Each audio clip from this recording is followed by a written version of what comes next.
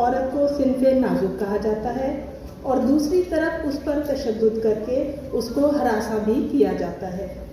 अब वक्त की आवाज़ है और इस अमर की शदीद ज़रूरत कि इस मुनाफ़क़त भरी सोच की इस्लाह की जाए।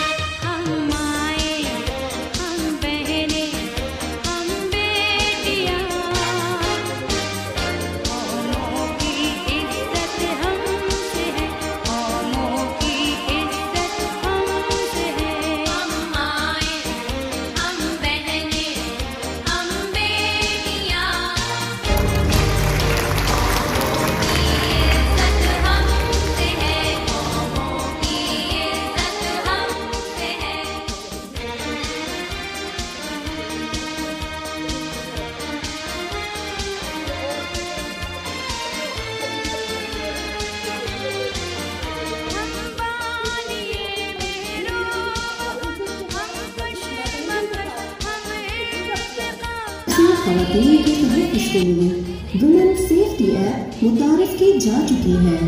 तहफ़्फ़ुज़ का एहसास हर औरत का बुनियादी हक है, चाहे वो किसी भी जगह हो।